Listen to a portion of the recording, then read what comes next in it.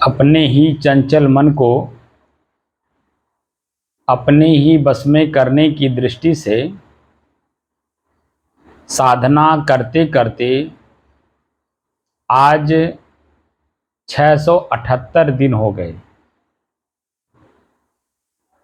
तारीख 15 सितंबर सन 2023, दिन शुक्रवार, सायंकाल का समय।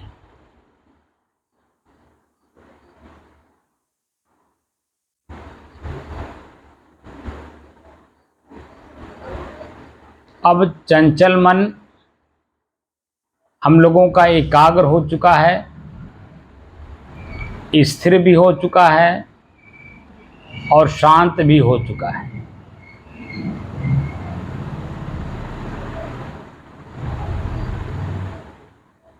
अब इसी शांत मन से एक एक शब्द पर, एक एक विषय पर, एक एक अध्याय पर हम लोग चिंतन करना शुरू किए।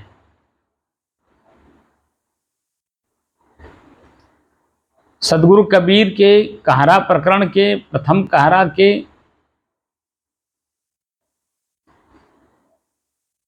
जो लाइन है, उन लाइनों पे हम लोग चिंतन कर रहे हैं। सहज ध्यान रहु, सहज ध्यान रहु, गुरु के बचन समाई हो, मेली सृष्टि चराचित राखौ, रहो दृष्ट लव लाई हो।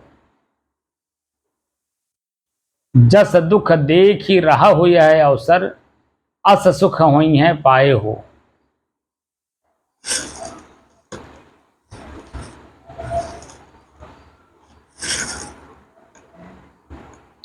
जो खुटकार बेग नहीं लागे, हृदय निवारहु कोहू हो।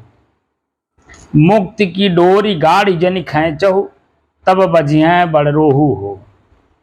मनुवहि कहु रहु मन मारे, खिजुआ खीज न बोले हो। ये 6 लाइन तक हम लोग चर्चा कर चुके हैं।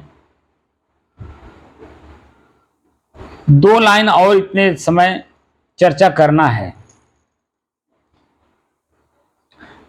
7वां लाइन है, मानो मीत मितैयो न छोड़े, अकमऊ गांठ न खोले हो। सदगुरु कबीर कहते हैं मानो, मीत, मीत शब्द कहते हैं मित्र को।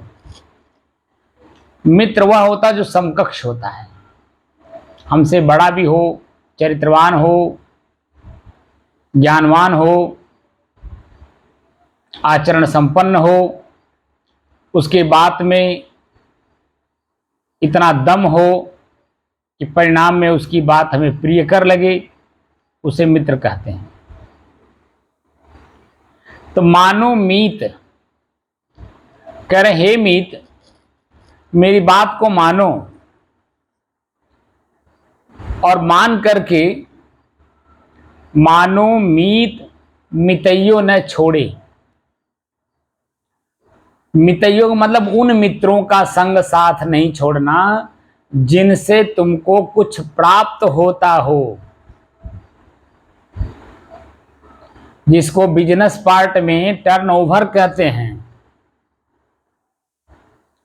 हम कमाई नहीं करेंगे तो फील्ड में कैसे लगाएंगे? हमारे पास जो धन था वह धन तो हमने फील्ड में लगा दिया, समाज में लगा दिया, लेकिन अगर आय का स्रोत नहीं है तो जो लगा दिए हैं वो मेरा मूर भी चला जाएगा।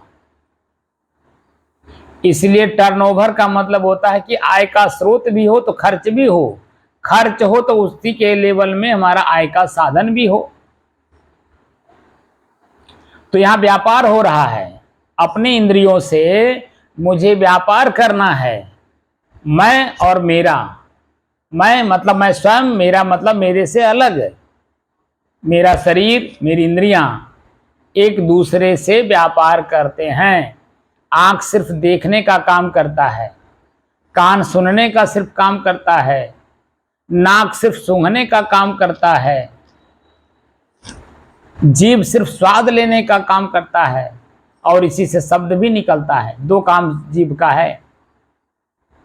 तो हर एक दूसरे से एक दूसरा व्यापार कर रहा है हमारे शरीर में ही, और इन सब का व्यापार करने की जो क्षमता है वो मेरे द्वारा है।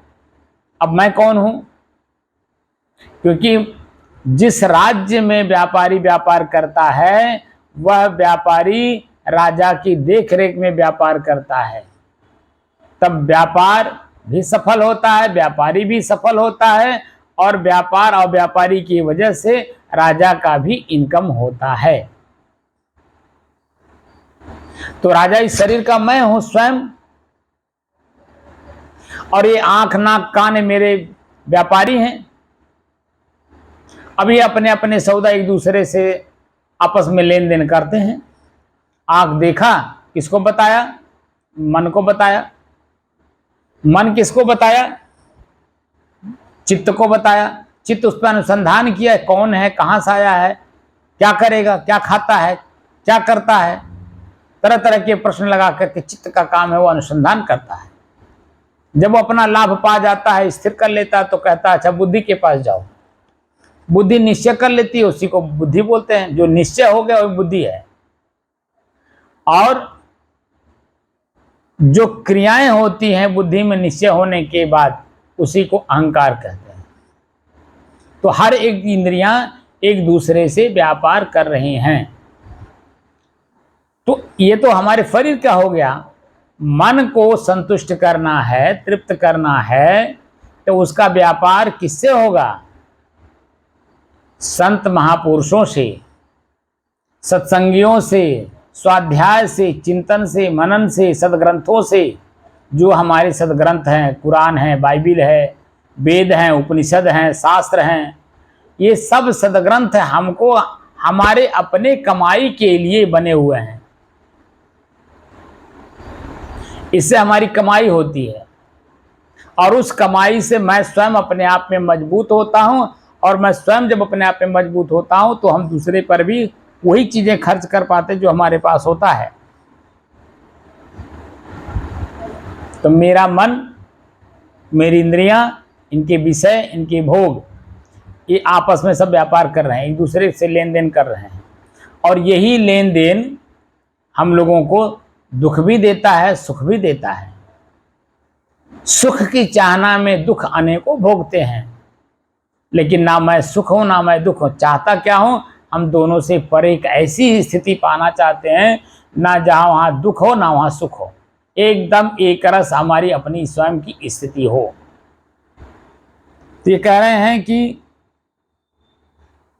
मानो मीत मितैयो न छोड़े, यानी जहां से हमारी कमाई होती हो, जिन व्यक्तियों से, जिन सदग्रंथों से हमारे मन को कमाई मिलती हो, मन शांत होता हो, स्थिर होता हो, एकाग्र होता हो, और मैं और मेरे का अलग अलग अनुभव होता हो, मैं और मेरे का अलग अलग ज्ञान होता हो, मैं और मेरे का अलग अलग प्रयोग करने की विधि मिलती हो, ऐसे लोगों से हम अपने मित्रता को बनाए रहें।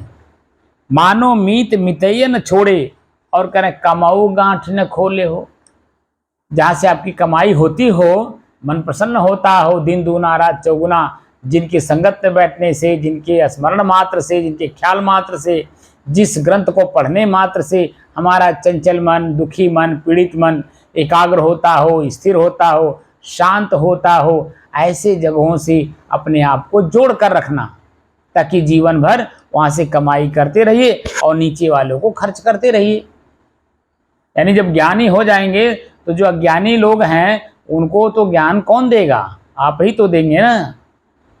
तो क्या कह रहे हैं? मानो मीत मितैयो न छोड़े, कमाऊ गांठ न खोले हो। गांठ खोलने का मतलब है उनसे दुराव मत करना, उनसे दुश्मनी मत करना, उनके प्रति ईर्ष्या नहीं करना, उनसे द्वेष नहीं करना, बल्कि उनके साथ, जैसे एक देहाती कहावत है, दुधारू गाय की लात सही। जहां से हमें दूध मिलता हो, यानी कमाई मिलती हो, उनके दो चार शब्द भी अगर अपशब्दों के रूप में मेरा कान सुन लिया हो तो उसे सहन करने की क्षमता बढ़ जाती है। कमाऊ गांठ न खोले, गांठ का मतलब होता है दुराव। दुराव से तात्पर्य है उनसे दुश्मनी, उनसे दूर होना। तो जहां से आपकी कमाई हो रही है वहां से आप दूर हो जाएंगे तो आपकी कमाई कैसे होगी? तो शरीर का निर्वाह, परिवार का निर्वाह, समाज का निर्वहन कैसे आप करेंगे? जैसे कि एग्जाम्पल के रूप में मैं आपको बता रहा हूं, जिस विभाग में हम लोग नौकरी करते हैं, नौकरी क्यों करते हैं? 4 पैसे के इनकम के लिए। 4 पैसे का मतलब होता है जो हमारा खर्च है उसका आय का स्रोत बनाना। तो जहां जिस विभाग में हम लोग नौकरी करते हैं, महीना में एक बार हमें वेतन के रूप में 10,000, 20,000, 50,000, 1 लाख, 1.5 लाख, 2 लाख, 5 लाख, जो भी हमें मिलता हो, सिर्फ महीने में एक दिन मिलता है। 1 तारीख से लेके 10 तारीख के बीच में कोई भी एक तारीख आपका विभाग फिक्स किए है, उसी डेट को आपको अपना वेतन आपको देता है। लेकिन जिस डेट को आपको वेतन देता है उस डेट से लेके अब पुनः उसी डेट तक बार बार तो नहीं देता है, एक दिन देता है, महीने में एक दिन। और वो महीने दिन पे जो मिलता है, महीने दिन का जो खर्च है वो उससे हमारी पूर्ति भी नहीं हो पाती है। इधर मिला नहीं उधर खर्च हुआ नहीं, क्योंकि हम अनेकों दुकानों से, अनेकों लोगों से हम कर्जा पहले से ले रखे हैं। जैसे मिला हम उसको ले आके पूर्ति कर दिए, 10 दिन के अंदर सब खत्म, 20 दिन फिर वैसे लटके रहते हैं आशा के रूप में। और उसी आशा में हम तरह तरह के दुख भी भोगते हैं, ठंडी, गर्मी, बरसात, भूख, प्यास, मान, अपमान, निंदा, अस्तुत, सब कुछ सहन करते हैं। जितना कह लीजिए सब कम है, लेकिन हमारा एक आवक के रूप में, आय के रूप में हमको महीने में वेतन मिलता है, ये हमारे मस्तिष्क में फिट है। इसलिए हम ठंडी, गर्मी, बरसात, मान, अपमान, निंदा, अस्तुत सब कुछ सहन करके हम उसी कार्य में लगातार लगे रहते हैं। अब पूरा 60 साल देते हैं, उम्र के 60वें साल में आपको रिटायर कर दिया जाता है, लेकिन आप उसी से जुड़े रहते हैं। ठंडी, गर्मी, बरसात, मान, अपमान, भूख, प्यास, नींद, सुख, दुख, जो कुछ भी मिलता है सबको सहन करते हुए और नौकरी करते रहते हैं, क्योंकि आय का स्रोत है। यही चीज यहाँ सदगुरु कबीर कहते हैं, जिसको अगर वास्तव में मोक्ष प्राप्त चाहिए, मोक्ष जो संसाधन है उसे अगर चाहिए, तो जो मोक्ष प्राप्त संत हैं उनके सानिध्य में रह करके, उनसे कमाई करते हुए अपने आप को उनसे जोड़ करके रखिए। ये यहाँ इनके कहने का तात्पर्य है कि मानो मीत मितैयो न छोड़े, अकमऊ गांठ न खोले। वह कमाई सिर्फ संत के अलावा किसी के पास नहीं होगा। इसीलिए कहते हैं संत से आप अपना संबंध जोड़े रहिए, बनाए रखिए, ताकि वहां से आपको कुछ न कुछ प्राप्त होता रहेगा। दूसरी लाइन कह रहे हैं, 8वीं लाइन, भोगहु भोग भुक्ति जनि भूलहु, जोग जुक्ति तन साधहु। बड़ा मार्मिक की बात यहां आप कह रहे हैं और बड़ी सूक्ष्म बात है। जब तक हमारा चंचल मन, दुखी मन, पीड़ित मन, पश्चाताप में डूबा मन एकाग्र नहीं होगा, स्थिर नहीं होगा और शांत भाव में परिपक्व नहीं होगा, तब तक ये लाइन समझ में सबके नहीं आएगी। हाँ, इसका अर्थ का अनर्थ जरूर कर लेंगे, लेकिन सही अर्थ में जिस अर्थ में लिखा हुआ है उस अर्थ में मैं बहुतों को देखता हूं उसका अनर्थ करते हैं। कह रहे भोगो भोग, भोग को भोगो। कौन से भोग को भोगो?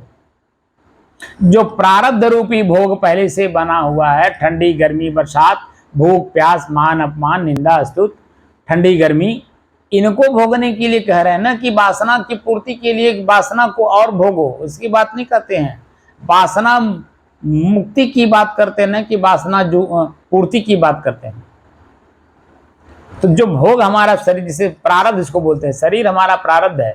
अब जब शरीर में हम हैं, तो जब तक शरीर का भोग प्रारब्ध रहेगा तब तक तो हमें भोगना ही पड़ेगा। भले आज हमें जानकारी हो गई, ज्ञान का मतलब जानकारी हो गई, और हमने उसको प्रैक्टिकल करके अपने आप को उस लेवल पे ले जाके खड़ा भी कर लिया, लेकिन शरीर तो तब तक रहेगा ना जब तक हमारा प्रारब्ध है।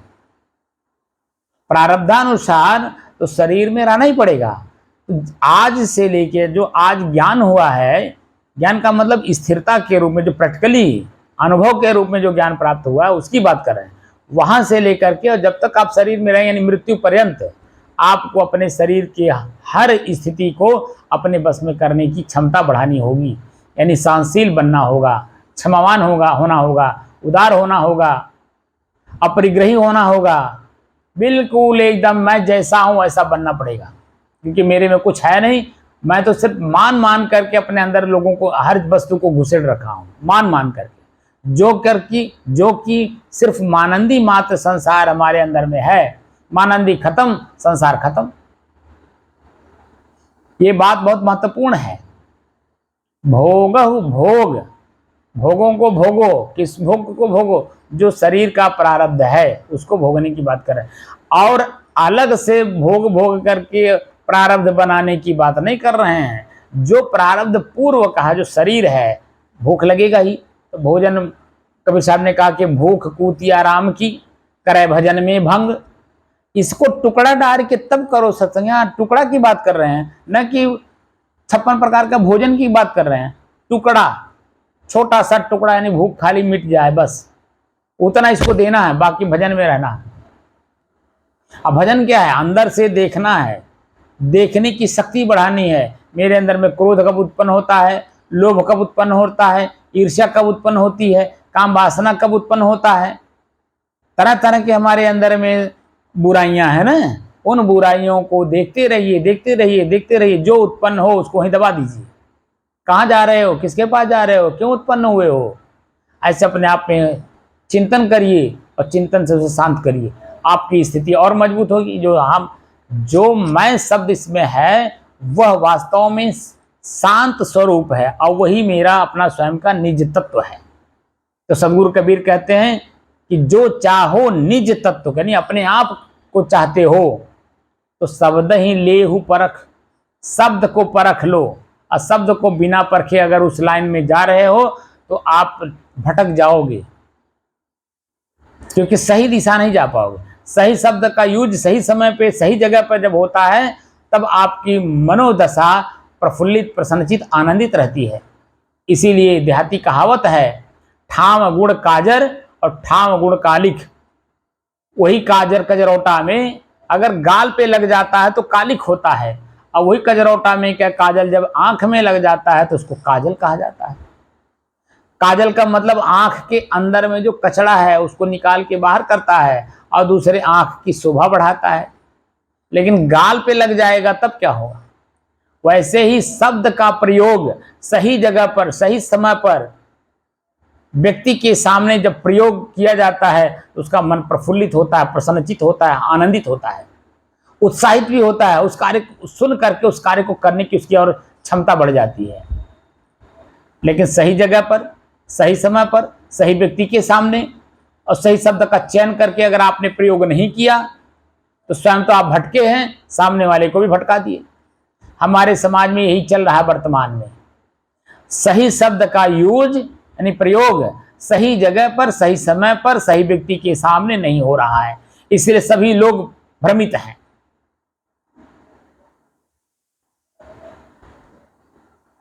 जब सही जगह पर, सही शब्द का सही समय पर, सही व्यक्ति के सामने आप शब्द का प्रयोग नहीं करेंगे, इसका मतलब स्वयं हम भ्रमित हैं, और अपना भ्रम हम आपके ऊपर भी डाल रहे हैं। तो भोगों को भोगना है, न कि प्रारब्ध। जो वर्तमान में भोग सामने है उस भोग को नहीं भोगने की बात कर रहे हैं। प्रारब्ध भोग भोगने के लिए कर रहे हैं, जो हमारा शरीर है। अब इसमें भूख भी लगेगा तो भूख लगने का मतलब ठूस के खाना नहीं होता है। भूख लग गया तो ठूस के खा लिया आम आदमी की तरह। ये सब बातें साधकों के लिए है, आम व्यक्ति के लिए भक्ति है, अध्यात्म नहीं। और अध्यात्म में आने वाले व्यक्ति को भक्ति नहीं, ज्ञान से रहना होगा, चौकन्ना रहना होगा, बुद्ध बन करके रहना होगा। बुद्ध का मतलब होता है जागृत व्यक्ति, चौकन्ना रहने वाला। मेरे मन के अंदर में किस समय में कौन सा भाव उत्पन्न हो रहा है और उस भाव का परिणाम क्या मेरे सामने आने वाला है, इस चीज को जो देख लेता है उसे बुद्धत्व कहते हैं, जिसके अंदर में। इसीलिए महात्मा बुद्ध ने कहा कि मेरे पहले भी बुद्ध हो चुके हैं। ये मेरा नाम बुद्ध है ना। बुद्ध एक मानसिक स्थिति होती है, हमारे पहले भी मानसिक स्थिति के लोग हो चुके हैं जिसको बुद्ध कहते हैं। मेरे समय में भी अनेकों बुद्ध हैं और मेरे बाद भी अनेकों बुद्ध होंगे, ऐसा उन्होंने कहा है। इसलिए बुद्धत्व जो शक्ति हमारे अंदर में जागृत होती है, चौकन्ना रहने की, एकदम शांत भाव में रहेंगे और अपनी स्थिति को देखेंगे कि मेरी शांति स्थिति अशांत में क्यों जा रही है, क्या चाहना आ गई तत्काल में। भूख आ गई तो भूख को भोजन देना है, तो भूख के लिए, सिर्फ भूख मिटाने के लिए शांत स्थिति से हमें उठना है, यानी अपनी साधना भंग करना है तो सिर्फ भोजन के लिए। तो आंख से देख करके चलना है तो बस उतनी दूरी तक देखना जितनी दूरी तक मेरा काम